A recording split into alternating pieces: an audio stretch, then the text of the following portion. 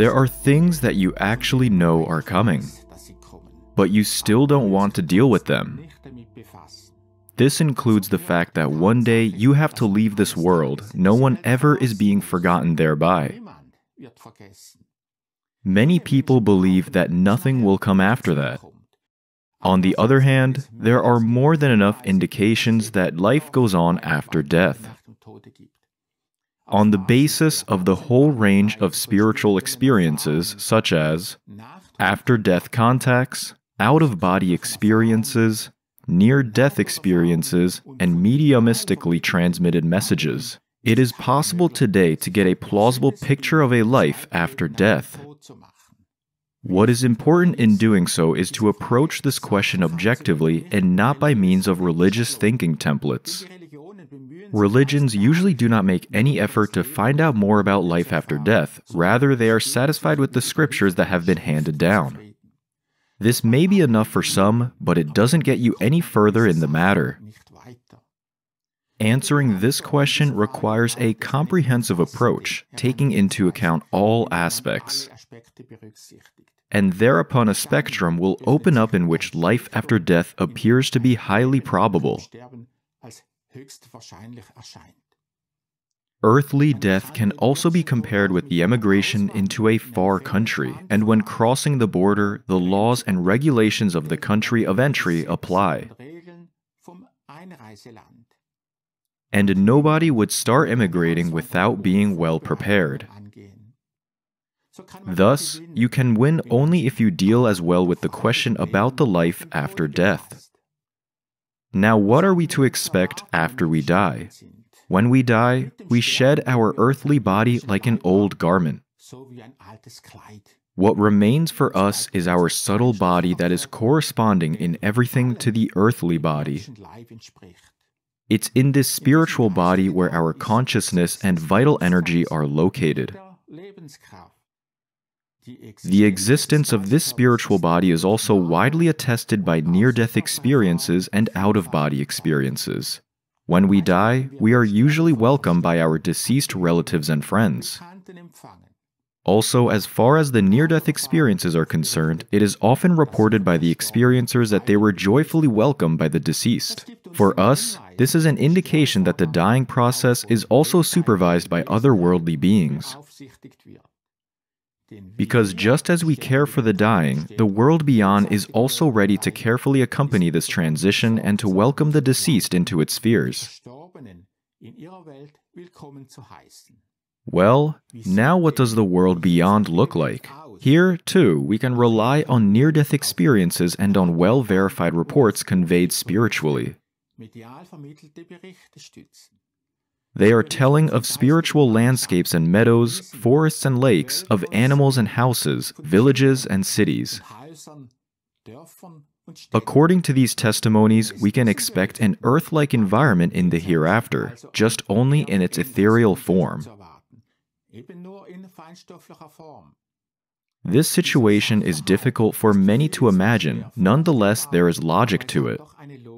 God surely also created a place of residence for us in this world where we can live and work. And we humans, together with all nature with its plants and animals, are merely a part of His creation. But nonetheless, here we see as well all the basic principles that God has laid down in His creation. Hence, a world beyond presupposes the existence of subtle matter. Thus, our science has already found out that space must consist largely of a so-called dark matter.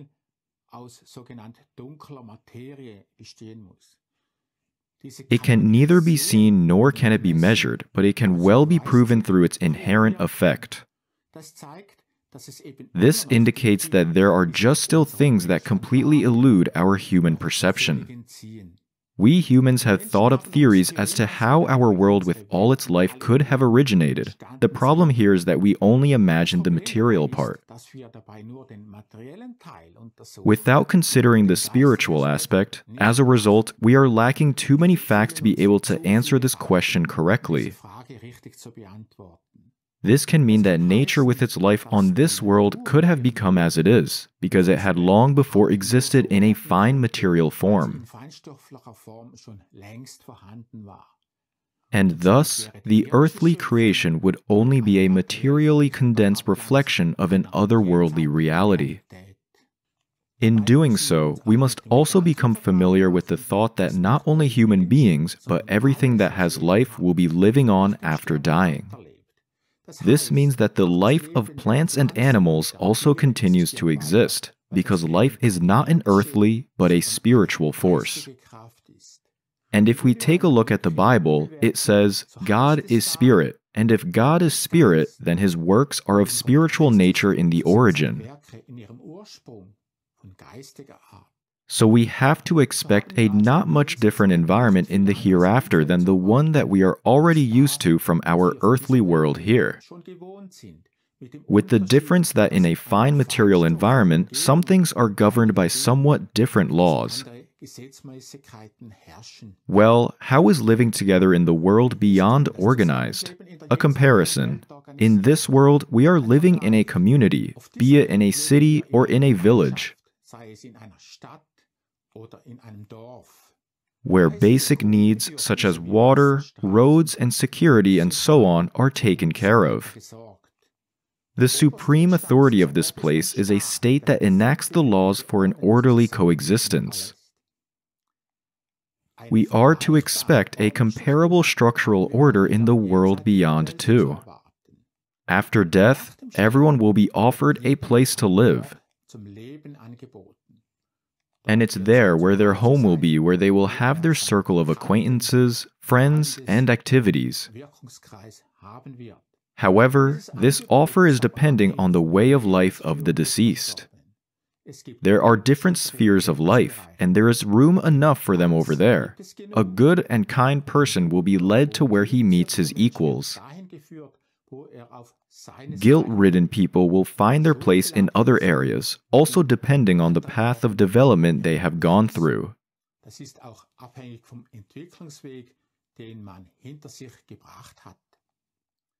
In the world where we are living, there are different cultures, languages, and religions. And also in the hereafter, a living space will be assigned to each of these ethnic groups where they can live on with their language and culture. Within this environment, they can get familiarized with the changed circumstances.